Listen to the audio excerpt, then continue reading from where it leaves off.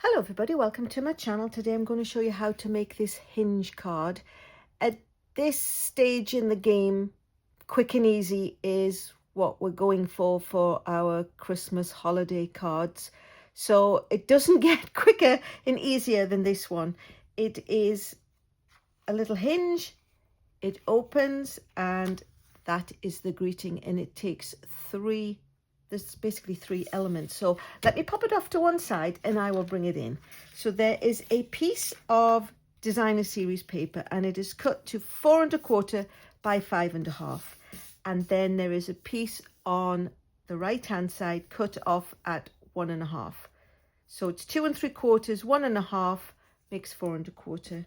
I cut out this from the nested dies.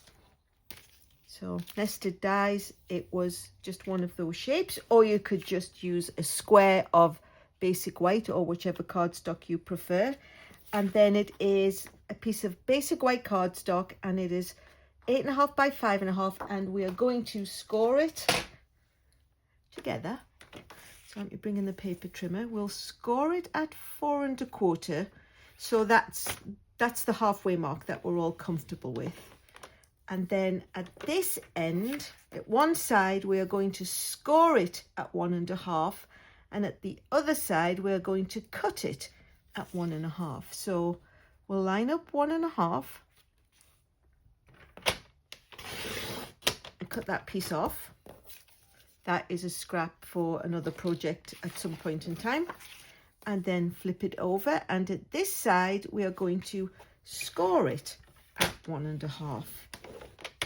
And that is the extent of that's what makes the card. So like I say, really nice and quick and easy. So we've got the piece that's scored at, actually what I'm going to do is I'm going to fold over the 1 1/2 score line, because we want to make sure that this meets.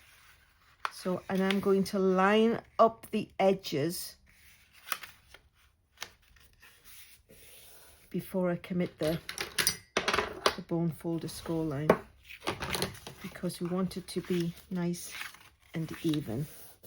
So that is the folding. So this side comes over to that other score line and that score line bends away. That's what makes the hinge that allows the card to open out from behind the greeting that you've put on the front. And then what we need to do is attach the designer series paper. Oops, one of my stray backings that, if you watch my videos often, you know I just fling across my room. Well, they've come back to haunt me, haven't they? So I'm just going to use a silicone mat because I want there to be a contrast. Nothing sticky. I just want to be able to see where the edge of the card is.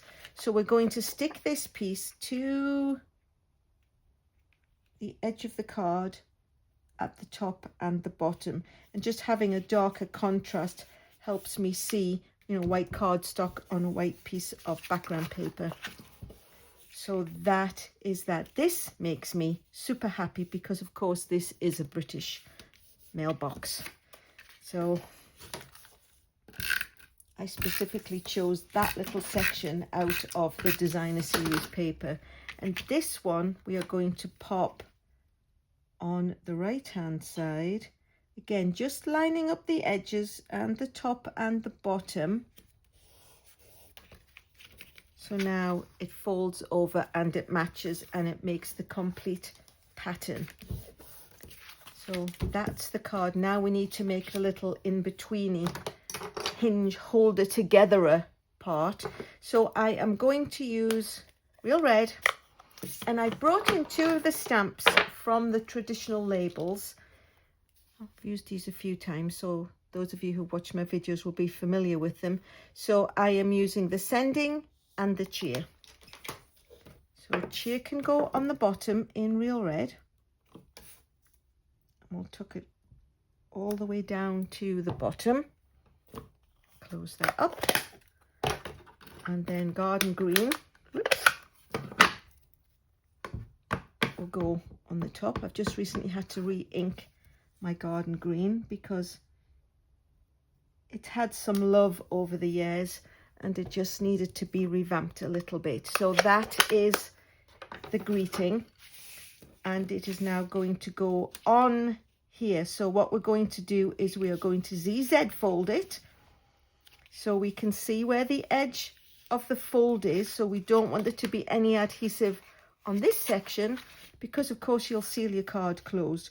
So using this line as a guide, we're going to just put adhesive, so you know you can't go any further than that, and stick it to the card.